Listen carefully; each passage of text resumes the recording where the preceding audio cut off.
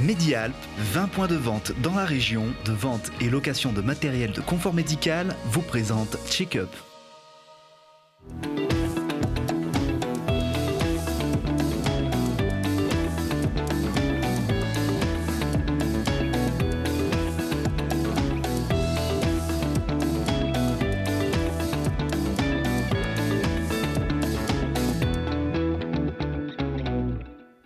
Bonjour à tous et bienvenue, je suis ravie de vous retrouver pour un nouveau numéro de Check-up, le magazine de la santé et de l'innovation médicale sur Télé Grenoble. Une émission dans laquelle il sera notamment question de la Maison des Femmes Grenoble-Alpes, d'un atlas du corps humain et de TeamCull, un système qui fait le lien entre les pharmaciens et les patients diabétiques. Je salue d'ailleurs le directeur général de TeamCull, Philippe Montaner. Bonjour.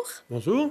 On va revenir sur votre entreprise dans un instant. Également toujours présent, et je l'en remercie, Vincent Templard. Bonjour. Bonjour Marie-Caroline. Vous êtes notre consultant, vous êtes avant tout et surtout président d'Evéon et vice-président de Medicalps, le cluster des entreprises innovantes de santé dans l'arc alpin. Et ça tombe bien puisque c'est par l'innovation que l'on va débuter cette émission.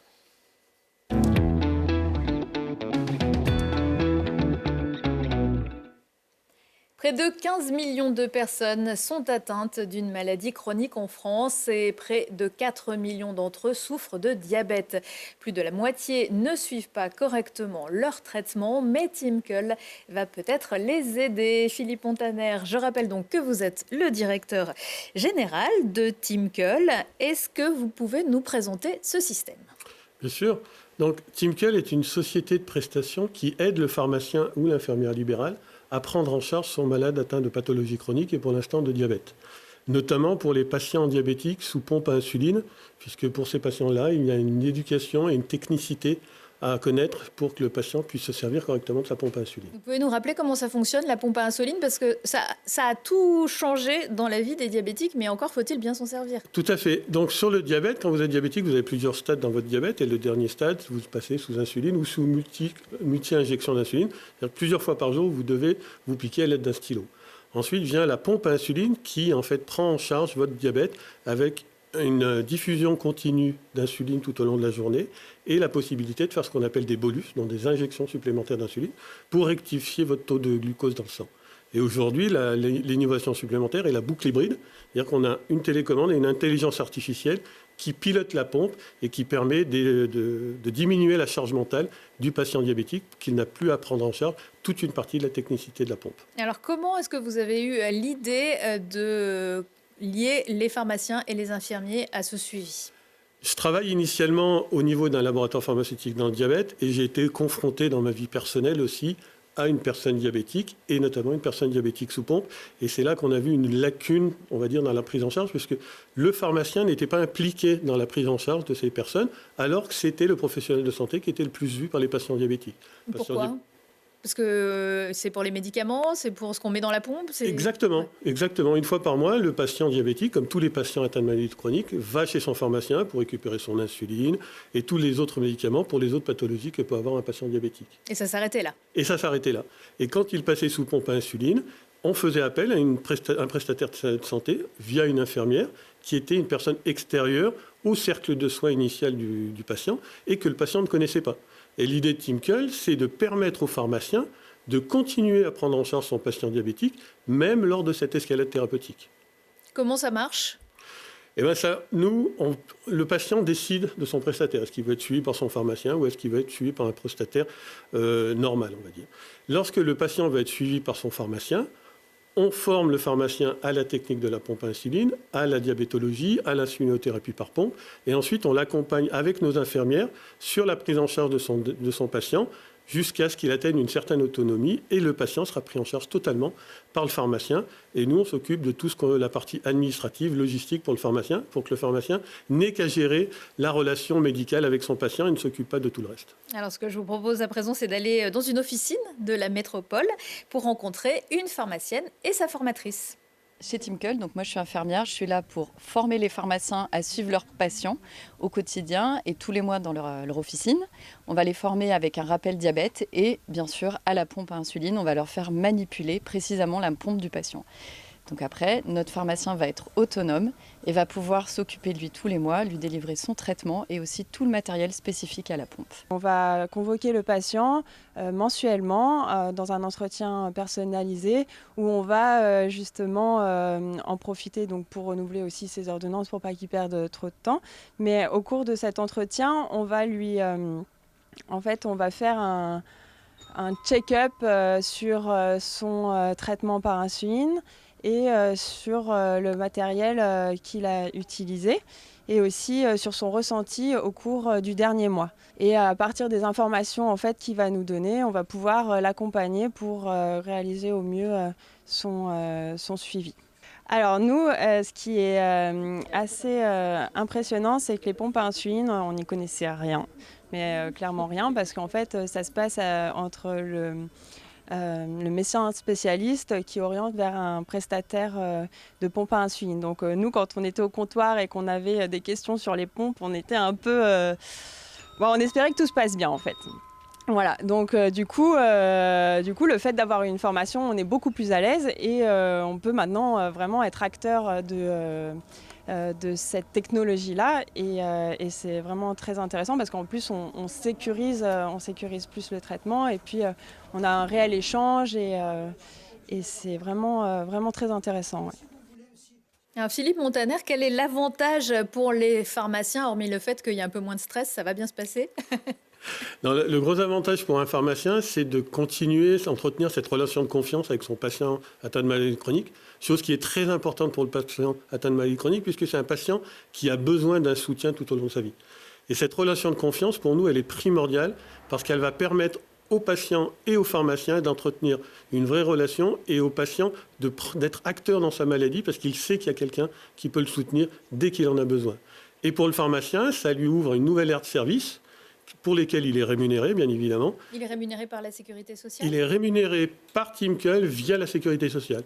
Pour la prise en charge de patients sous pompe à insuline, la Sécurité sociale fournit un forfait, ce qu'on appelle un forfait journalier, pour l'intégralité du suivi, pour l'achat du matériel, la fourniture du matériel et tout le suivi. Aujourd'hui, ce forfait était pris en charge par les prestataires et avec Timkel, en fait, ce forfait est partagé entre l'achat du matériel, Timkel et le pharmacien. Et aujourd'hui, combien de pharmaciens ont franchi le pas? Aujourd'hui, on a 400 pharmacies formées sur toute la France qui supportent environ 600 patients sous pompe à insuline à l'heure d'aujourd'hui. Et ça n'empêche pas le patient de voir son diabétologue? Non, bien évidemment. Le diabétologue est vu par le patient 1 à 2 fois par an. Le diabétologue reste le référent médical.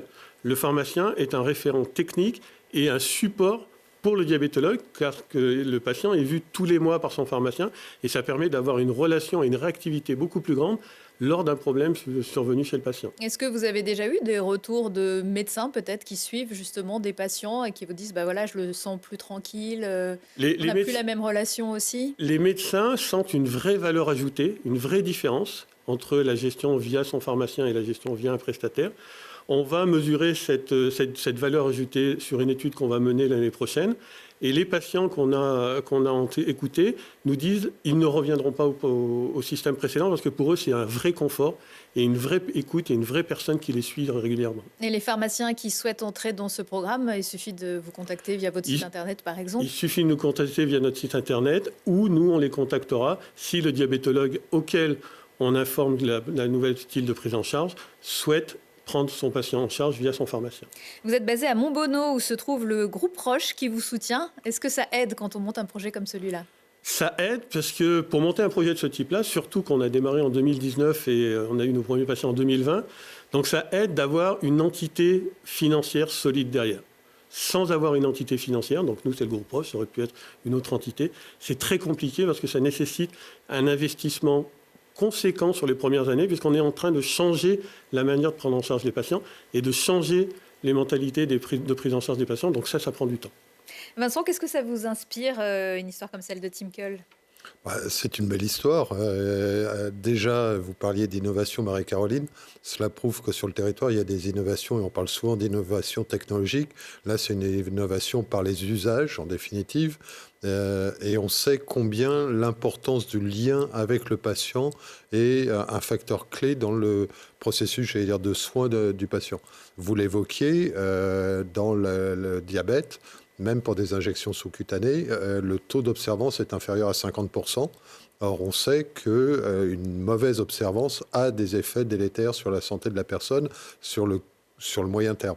Donc, tout ce qui va permettre de contribuer en définitive au processus thérapeutique, au processus de soins, dans la prise en charge avec effectivement un référent local au plus proche du domicile qu'est la pharmacie, ça participera effectivement à la prise en charge et à une meilleure qualité de vie en définitive de ces patients. Et dans beaucoup d'autres domaines aussi, c'est la direction qu'on prend.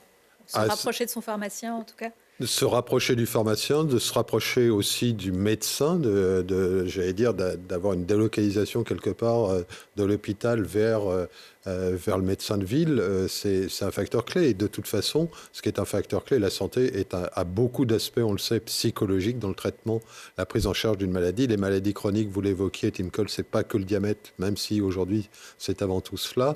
La prise en charge des maladies chroniques, c'est un processus au jour par jour, sur la durée, qui est fondamental. Et justement, vous nous avez dit au début de cette émission, le diabète pour commencer, quelles sont les autres pistes que vous avez ? Donc aujourd'hui, on est sur le diabétique de type 1 sous pompe à insuline. On a commencé aussi des expérimentations sur le diabétique de type 2, justement en rupture de parcours de soins. Parce qu'on s'aperçoit qu'il y a énormément de diabétiques de type 2 qui sont en rupture de parcours de soins. Et là, le pharmacien ou l'infirmière libérale a un vrai rôle de coordination avec le médecin généraliste à faire. Et ensuite, une fois qu'on aura bien avancé sur les deux thématiques de diabétique, sur n'importe quelle aire de pathologie chronique, en fait, le suivi longitudinal d'un patient, c'est pour nous la clé de voûte d'une bonne prise en charge d'un patient atteint de maladie chronique. N'hésitez pas à nous en informer pour qu'on puisse en faire le relais dans cette émission. Vincent, je vous redonne la parole.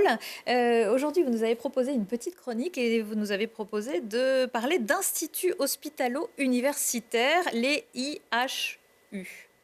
De quoi s'agit-il ? Les IHU sont des pôles d'excellence, j'allais dire, qui ont été créés en 2010 déjà. Il y en a eu 6 qui ont été référencés par 2 appels à projets. Il y en a un célèbre qui a défrayé la chronique. Mais celui de Marseille ? Celui de Marseille, effectivement, dans le domaine de l'infectiologie. Mais il y en a d'autres dédiés, par exemple, à la cardiologie à Bordeaux. Ce sont des instituts d'excellence qui permettent de rassembler à la fois la communauté scientifique, les industriels, les entreprises pharmaceutiques éventuellement, sur un axe donné de recherche. Tout cela, bien évidemment, ce qu'on appelle translationnel, c'est-à-dire de la recherche fondamentale jusqu'aux patients, pour la prise en charge des patients.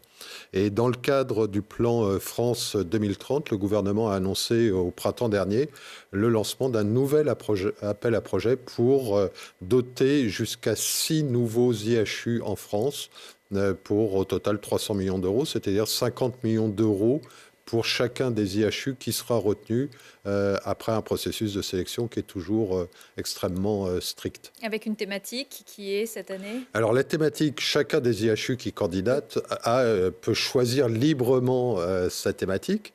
Les appels à candidature sont clos depuis début novembre. Et à ma connaissance, il y a eu 19 IHU qui ont été déposés, donc pour 6 maximum, et pas forcément 6 qui seront retenus, mais au maximum 6 qui seront retenus, avec des candidatures bien évidemment de toute la France, j'allais dire de Toulouse, de Nantes, de Paris où il y en a un certain nombre, à Lyon aussi. Et de Grenoble, qui candidate sur quelle thématique alors, candidate sur une thématique sur tout ce qui est thérapie cérébrale innovante, ça s'appelle les Innovative Brain Therapies. On sait l'excellence de Grenoble dans le domaine des neurosciences, de Grenoble Institut des neurosciences, le GIN, mais pas que, Clinatech qui est présent, le professeur Benabid, avec tout ce qui est la stimulation cérébrale profonde. On a un ensemble de laboratoires de recherche de l'INSERM, du CNRS, du CEA, de l'ESRF, le synchrotron aussi, qui sont présents dans le domaine des neurosciences. Et l'idée est bien évidemment de développer, de permettre de développer tout ce qui est thérapie innovante dans le domaine des neurosciences, quel que soit le type de maladie qu'elles soient neurodégénératives ou qu'elles soient liées à un traumatisme. Et on sait qu'avec le vieillissement de la population, les maladies neurodégénératives, ça va être un vrai enjeu. C'est un vrai enjeu puisque aujourd'hui, on estime que rien qu'en Europe, 380 millions de personnes sont susceptibles d'avoir une espérance de vie réduite du fait d'une maladie neurodégénérative. Donc c'est effectivement un enjeu de santé qui est majeur. Donc Grenoble a ses chances. Espérons-le.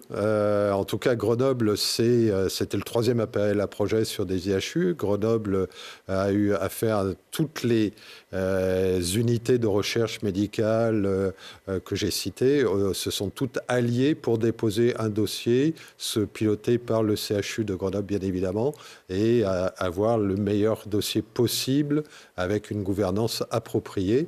Et croisons les doigts, effectivement, pour qu'en 2023, la candidature de l'IHU de Grenoble soit retenue. En tout cas, ça serait quelque chose d'extrêmement important pour le développement de l'innovation et de la santé dans l'arc alpin. Est-ce qu'on connaît la date de Personnellement, délivrance ? je ne la connais pas. Il y a un jury international, il y aura des auditions, etc. Je ne connais pas le calendrier précis. Mais vous viendrez évidemment nous en reparler. Mais ça sera avec plaisir. Merci beaucoup Vincent, vous restez avec nous. On va dire au revoir à Philippe Montaner. Merci beaucoup. Merci à vous. Et bonne chance à Timkel. Et avant de retrouver d'autres invités, on va aller faire un petit tour sur la presqu'île.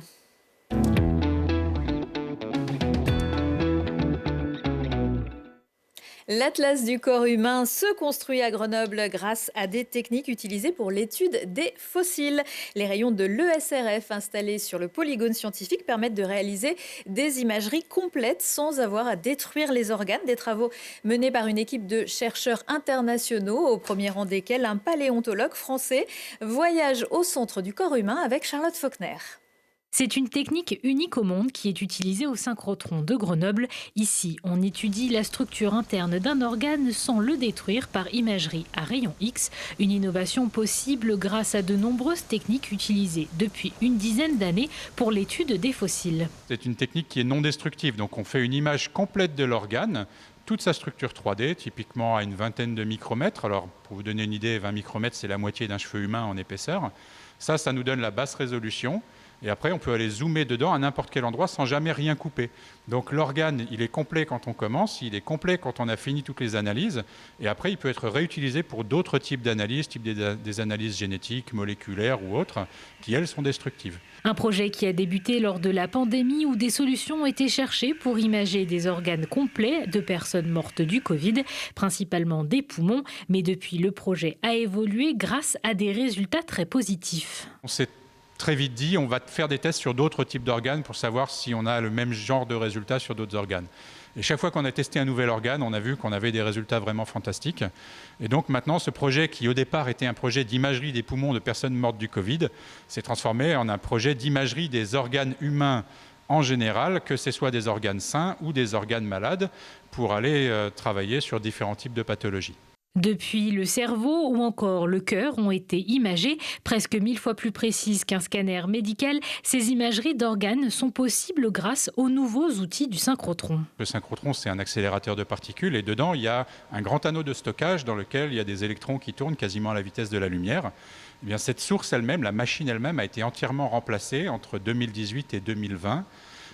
Et cette nouvelle source nous permet d'avoir une qualité de rayon X qui est bien meilleure que ce qu'on avait avant, qui augmente énormément la sensibilité. Et on a vu que la qualité d'image était tellement meilleure que ce dont on avait l'habitude, que quand on a eu cette demande d'imager des organes complets, on s'est dit oui, c'est possible, grâce à cette nouvelle machine, on peut le faire. En plus du Covid, les scientifiques vont pouvoir également travailler sur d'autres pathologies, comme la maladie d'Alzheimer, de Parkinson ou encore les cancers. Et ce projet a reçu le soutien financier de la fondation Mark Zuckerberg. Espérons que ça se passe mieux qu'avec le métavers. On enchaîne avec notre dossier.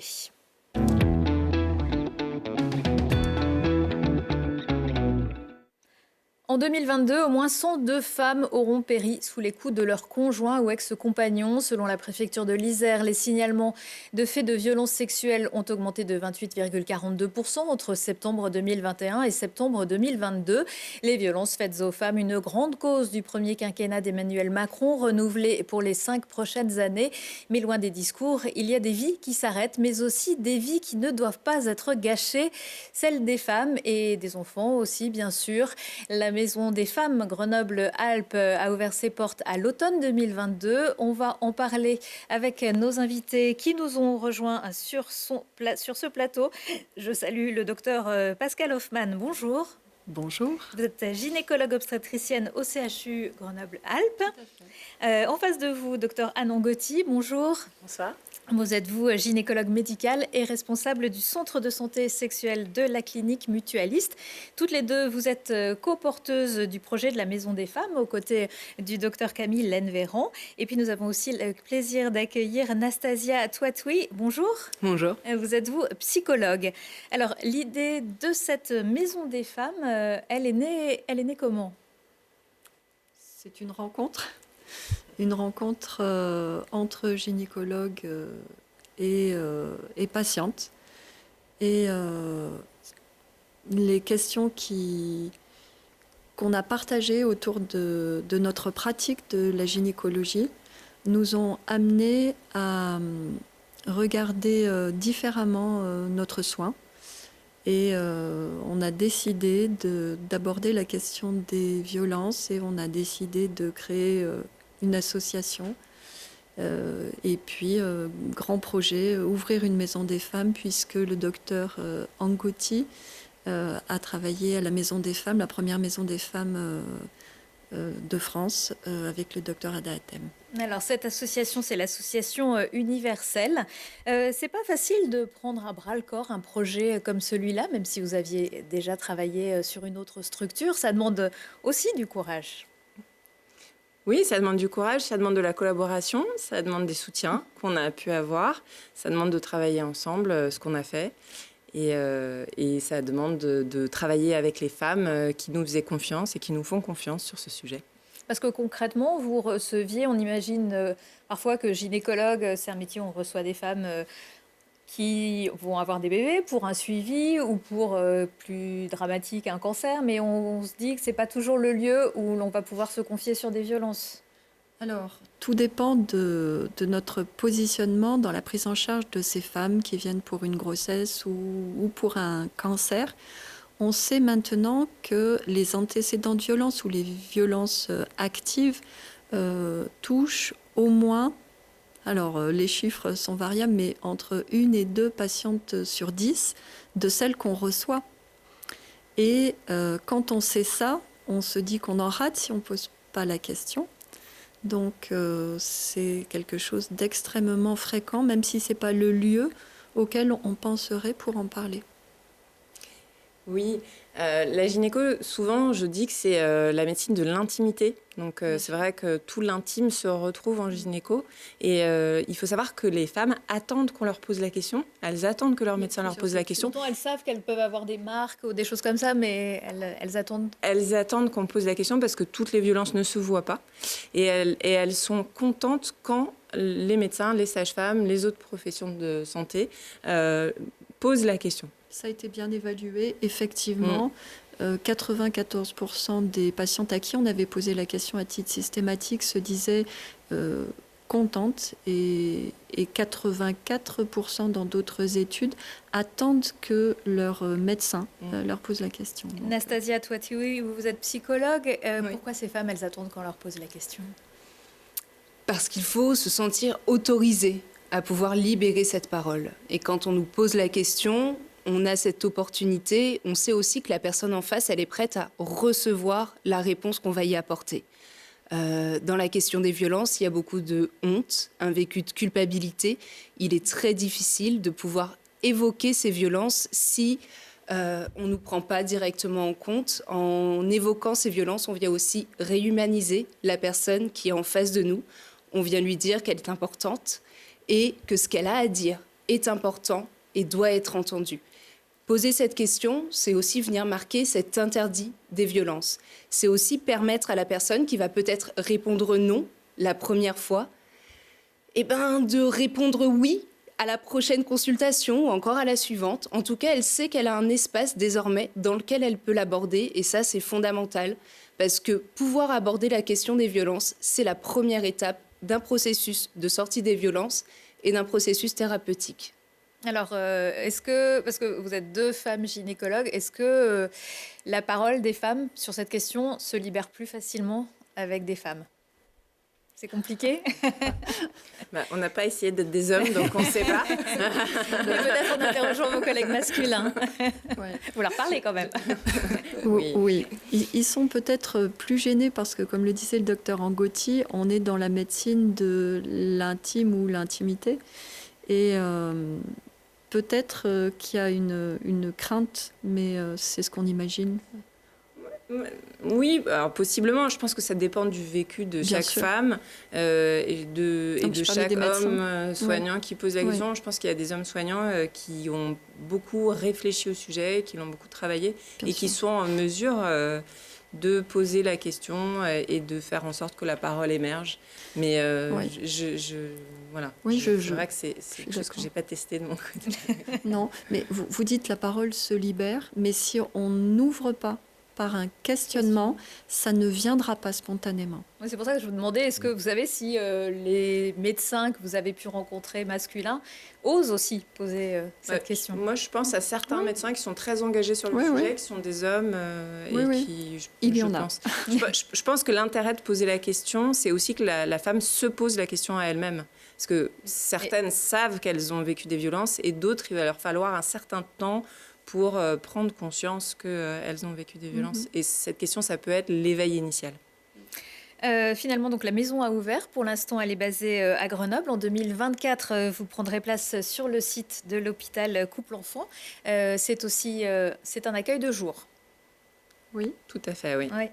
Donc, une femme prend rendez-vous par mail ou par téléphone. On va d'ailleurs afficher les contacts à l'écran. Une fois qu'on a pris rendez-vous, on se rend sur place. Comment ça se passe? Par qui on est accueilli? Oui. Alors, soit par mail, soit par téléphone, soit adressée par un ou une professionnelle. Et ensuite, elle arrive et elle est guidée par une secrétaire qui va réévaluer la demande et positionner un rendez-vous avec une infirmière et une conseillère ou une conseillère. Et cette personne va l'accompagner tout au long de son parcours, articuler les différentes consultations, les différents entretiens, le temps de travail social, les ateliers. Et voilà, il va y avoir un parcours qui va durer 1 à 2 ans à peu près. Est-ce qu'on peut définir la violence, les violences que vous traitez, dont vous parlez dans la Maison des femmes? Alors, je ne vais pas dire, est-ce qu'il y a une échelle de violence? Est-ce que la violence, elle commence dès qu'on a l'impression d'avoir subi une, en fait? Oui, certainement. On peut dire ça comme ça. La violence commence quand on a le sentiment de l'avoir subie, et pour autant, on peut l'avoir subie sans en avoir ce sentiment.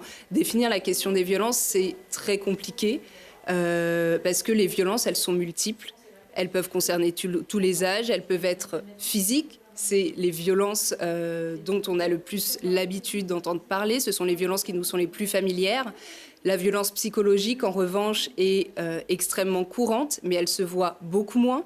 Et les processus qui sont en jeu dans ces violences psychologiques font aussi en sorte que la personne concernée va beaucoup moins s'en rendre compte. On va aussi avoir des violences administratives. Là-dessus, on va retrouver beaucoup de femmes, notamment des femmes immigrées, qui vont se retrouver sans leurs papiers. Donc, on a quand même tout un tas de violences aujourd'hui, des violences économiques également, les violences sexuelles qui sont encore aujourd'hui très importantes, qui ont aussi lieu dans le couple conjugal et qui font que les femmes ont aussi là du mal à pouvoir s'en rendre compte parce que qu'est-ce qu'on va accepter dans un couple ou non? Qu'est-ce qui relève d'une forme de norme ou non? Donc, on peut difficilement définir, je pense, cette question des violences tant elles sont multiples. Et qu'est-ce qui... Là, c'est la Maison des femmes qui a ouvert. Il y a aussi énormément d'associations. Finalement, quand une femme est victime de violence, qu'est-ce qui doit, entre guillemets, la pousser à se tourner vers la Maison des femmes plutôt que vers une association? Alors, le rôle est... Enfin, les rôles sont vraiment complémentaires. La Maison des Femmes se veut un lieu pour les patientes de soins ou de mise en œuvre d'un parcours de soins. Et on travaille avec les associations pour tous les autres aspects en dehors du soin. Donc dans la Maison des Femmes, elles trouveront principalement des soignants, mais également des permanences sociales, juridiques, et on espère bientôt police, et voilà. Oui, peut-être un jour pour pouvoir déposer une plainte, accueillir une plainte. Oui, on est en train de travailler le sujet, voilà, au moins que les forces de l'ordre puissent se rendre sur place quand on a un besoin de dépôt. Oui, même s'il n'y a pas une permanence tous les jours, Exactement. mais qu'en tout cas vous puissiez les appeler à ce moment-là. Et on travaille aussi à la collaboration dans les réunions régulières qu'on peut avoir entre acteurs et actrices sur le sujet. Quels sont vous avez parlé des spécialistes qui interviennent à la Maison des Femmes. Est-ce que vous pouvez... Je n'ai pas parlé des spécialistes. Non, mais en tout cas des praticiens. Oui, il y a plusieurs types de soignants. Il y a des sages-femmes, des gynécologues obstétriciens, gynécologues médicaux, des médecins généralistes et des psychiatres. Et puis psychologues, conseillères conjugales et familiales, travailleuses sociales, assistantes sociales, des kinés aussi qui nous aident à avoir une porte d'entrée sur le corps, parce que le corps, dans les violences, on disait tout à l'heure que toutes les violences ne se voient pas, même les violences physiques, mais les traces dans le corps ne vont pas forcément être une ecchymose ou une cicatrice visible, mais le comportement du corps peut parler, et on est très heureux de travailler avec des kinés, peut-être des ostéos plus tard, enfin voilà, il y a un champ du soin qui est large. Des infirmières. C'est pluridisciplinaire. Il y a bien sûr des infirmières. Oui. Un rôle de pas que j'en oublie. Oui. Et nos secrétaires aussi, qui sont tout à fait indispensables pour justement le guidage des femmes. Et l'accueil. Donc là, il s'agit bien d'établir un parcours de soins. Vous ne prodiguez pas des soins immédiatement, ce ne sont pas des urgences. Tout à fait, oui. On tient à le préciser, on n'est pas en mesure de prendre en charge des urgences vitales ou fonctionnelles. Ou des dangers immédiats, ce n'est pas du tout ce rôle-là. On s'est entouré de tout le maillage associatif possible pour pouvoir réadresser en cas de besoin. Mais vous pouvez pratiquer des examens gynécologiques? Bien sûr. Et on travaille main dans la main avec les urgences. On va retourner encore les voir. Donc, il y a une complémentarité de nos rôles pour les soulager et pour travailler avec eux dans tous les sens. Alors, Anastasia Touatoui, vous êtes jusqu'à présent psychologue chez France Victimes Grenoble jusqu'en janvier 2022. Vous, comment vous avez vu évoluer ces violences faites aux femmes ? Est-ce que la création d'une maison des femmes, pour vous, ça va vraiment dans le bon sens? À la création d'une maison des femmes, c'est fondamental. On en manquait sur le territoire de notre agglomération parce que la prise en charge des femmes victimes de violences ne peut pas se faire sous un seul angle. Il est absolument nécessaire qu'il s'agisse d'une prise en charge pluridisciplinaire, qu'on travaille en étroite collaboration avec l'ensemble des professionnels, que ce soit les professionnels du domaine du soin, les professionnels aussi du domaine juridique, c'est vraiment très important, du domaine social aussi, parce que ces femmes sont régulièrement isolées, parfois empêchées de travailler, donc c'est important qu'il puisse y avoir un accompagnement de ce côté-là. La Maison des Femmes, elle vient répondre donc à un besoin très important et elle va donc aussi permettre de travailler de façon bien articulée avec l'ensemble des partenaires qui sont déjà existants sur le territoire. Le soin, c'est une vraie porte d'entrée. Les violences, elles ont des conséquences importantes sur la santé physique, sur la santé psychique. Et on avait besoin de ça. Donc, merci pour tout le travail que vous avez fourni pour permettre la mise en place de ce projet. Ce sont des conséquences même sur les années à venir, puisque des femmes qui ont subi des violences, il y a plusieurs années qui, après, leur compagnon n'est plus avec elles, mais elles peuvent aussi venir vous voir parce que ça peut avoir des conséquences sur leur santé future, sur la survenue de maladies plus graves ou de maladies chroniques. Oui, bien sûr. Donc, par le biais du psychotrauma, notamment avec toutes les conséquences psychiques que ça peut avoir, mais aussi des conséquences, des séquelles sur le corps. Il y a évidemment les conséquences immédiates physiques des violences qu'on connaît, les hématomes, les fractures, les plaies. Qui ne se réparent pas bien, si on n'a Mais rien dit. il y a aussi les séquelles futures avec les conséquences sur l'infection, toutes les conséquences infectieuses, mais aussi sur l'immunité et tout ce qui est gynéco-obstétrique, peut-être, Pascal. Oui, il y a des conséquences sur les cancers gynéco, il y a des conséquences sur les grossesses aussi. On parlait des enfants tout à l'heure.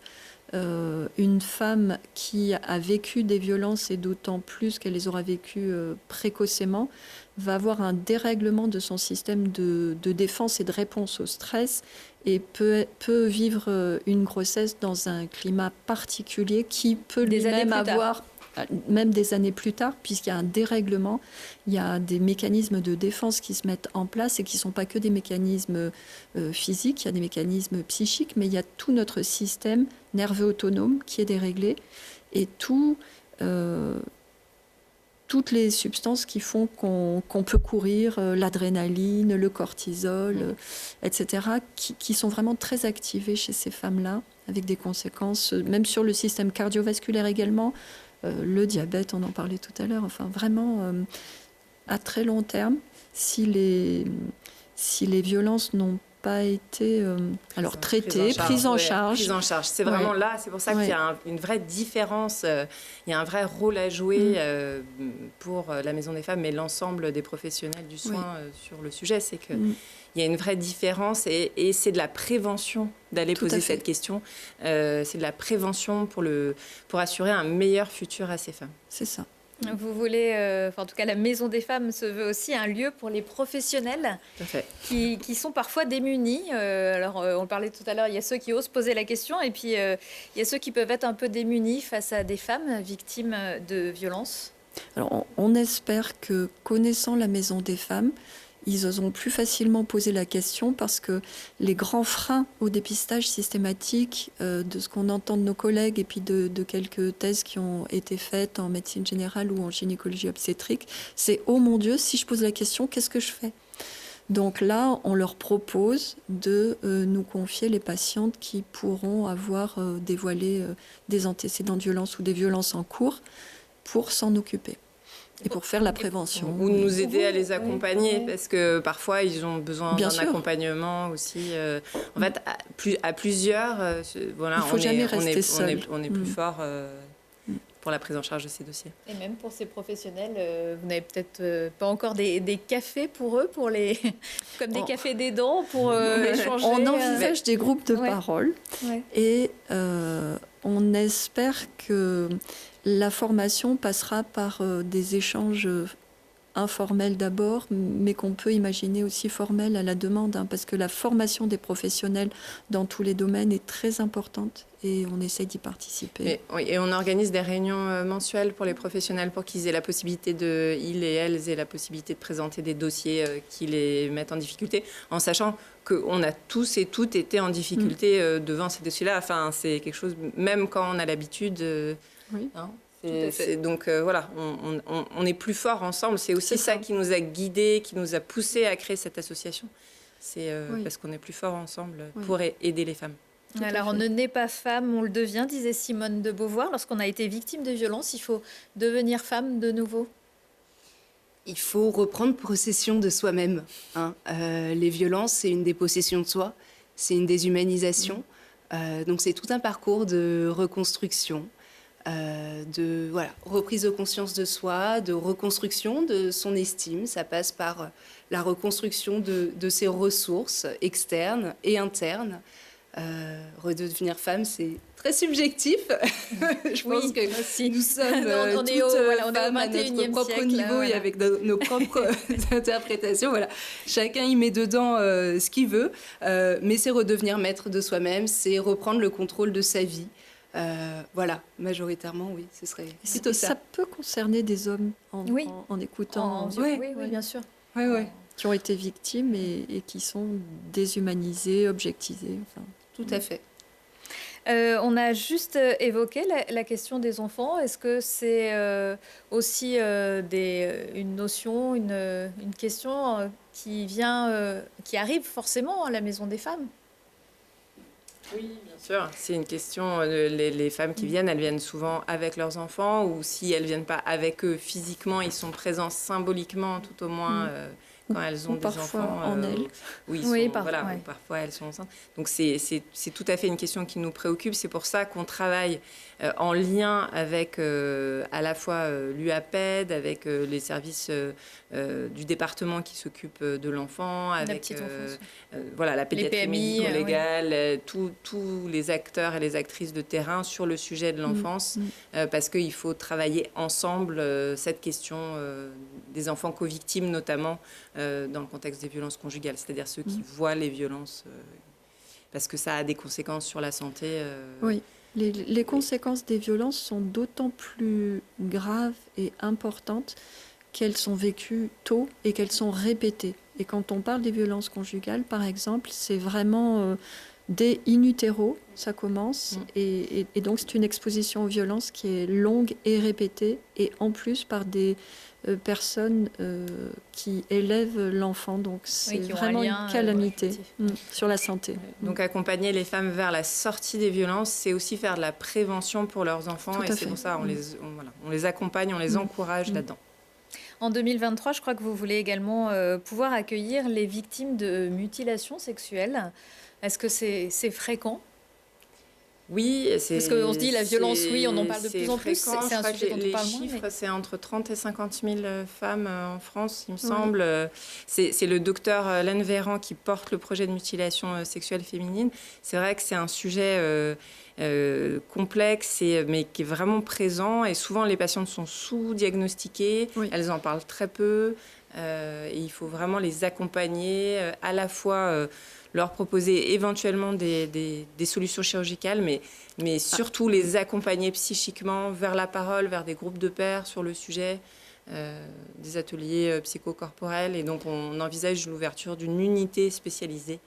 Oui, il y a tout le domaine de la sexualité aussi qui peut être assez altéré chez ces femmes-là. Et voilà. Et c'est important d'en parler et d'avoir un lieu pour accueillir cette parole aussi. On rappelle, pour contacter la Maison des Femmes, une adresse maisondesfemmes@chu-grenoble.fr ou le 04 76 2 fois 68 00. Merci beaucoup à toutes les quatre. Merci à vous de nous avoir, à tous les quatre, pardon, puisque il est tout seul, mais, mais voilà. Merci à vous de nous avoir suivis. Vous pouvez retrouver cette émission notamment le mardi à 13h, le samedi à 20h et en replay sur notre site internet télégrenoble.net. Portez-vous bien et à très vite.